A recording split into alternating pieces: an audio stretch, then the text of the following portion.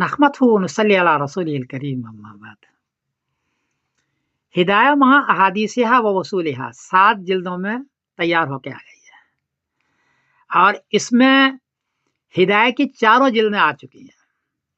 اس کی 4 خصوصیات ہے اس کتاب کی۔ پہلی خصوصیت تو یہ ہے کہ اس میں ہر مسئلے کے ہر مسئلے کے لیے 3 حدیث ہیں۔ حدیث بھی ہے، قول صحابی بھی ہے، قول تابعی بھی ہے، آیت بھی ہے۔ کہیں 2 بھی ہے، کہیں 4 بھی ہے، لیکن عموماً 3 حدیث لائی گئی ہے۔ پہلی خصوصیت یہ ہے، اور پورے حوالے کے ساتھ ہے۔ اور دوسری بات یہ ہے کہ اس میں یہ بیان کر دیا گیا ہے کہ یہ حدیث ہے، یہ قول صحابی ہے، یہ قول تابعی ہے، صاف کر دیا گیا ہے۔ دوسری خصوصیت یہ ہے کہ یہ کتاب صرف 9 کتابوں سے تیار کی گئی ہے۔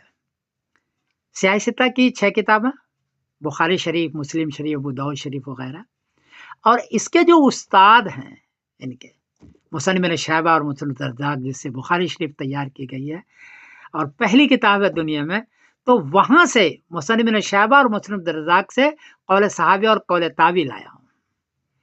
تو 6 اور 2 8، اور قرآن پاک کی آیت 9، عموماً 9 کتاب کا ہی حوالہ ہے۔ کہیں کہیں دار قطنی لایا، کہیں کہیں مسند احمد لایا، لیکن عموماً اسی 9 کتاب کے حوالے سے کتاب تیار کی گئی ہے، اور ہر مسئلے کے لیے 3 حدیث ہے ماں حوالے کے۔ میرا خیال ہے کہ اس التزام کے ساتھ اہل حدیث کے یہاں بھی کوئی کتاب نہیں ہے، میرا خیال ہے شاید غلط ہو، اور اب ان کو یہ کہنے کا موقع نہیں ملے گا کہ حنفیہ کے پاس حدیث نہیں ہے، صرف وہ قیاس پر اپنا مسئلہ بیان کرتے ہیں، کیونکہ ہدایہ کے ہر مسئلے کے لیے 3 حدیثیں سیٹ ہو گئی نا، اور اوپر کی کتاب سے سیٹ ہوئی جو متقدمین کی کتابیں ہیں، اس لیے اب ان کو موقع نہیں ملے گا۔ اشرف علی تھانوی رحمۃ اللہ علیہ نے کہا تھا مولانا ظفر احمد عثمانی رحمۃ اللہ علیہ کو کہ یہ کتاب ایسی تیار ہونی چاہیے، لیکن اس زمانے میں نہیں ہو پایا اتنا اہم۔ اب انٹرنیٹ کا زمانہ ہے، مکتبہ شاملہ میرے ہاتھ میں ہے، تو یہ سارا میں نے وہاں سے تیار کیا ہے۔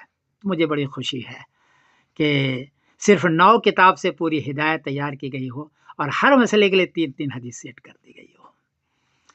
تیسری خصوصیت یہ ہے کہ ہدایت کا ہر مسئلہ، ہر قالہ الگ اصول پر ہے، یاد رکھیے۔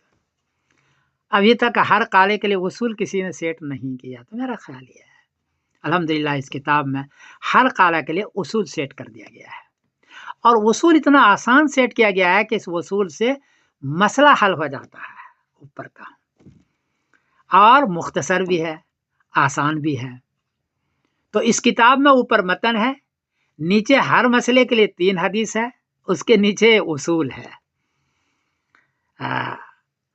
اور اس کے نیچے چوتھی خصوصیت یہ ہے کہ لغت ہے، لغت کا ترجمہ ہے۔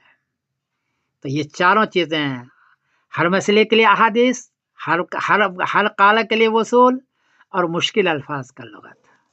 اہل علم سے میری گزارش ہے کہ اس کتاب کو اگر سامنے رکھ کر کے پڑھائیں تو مسئلہ بھی حل ہو جائے گا، ہر مسئلے کے یہ بھی پتہ چل جائے کہ اس کا اصول کیا ہے، اور ہر مسئلے کی یہ پتہ چل جائے کہ اس کے لیے حدیث کیا ہے، اور لغت کی پتہ چل جائے گا۔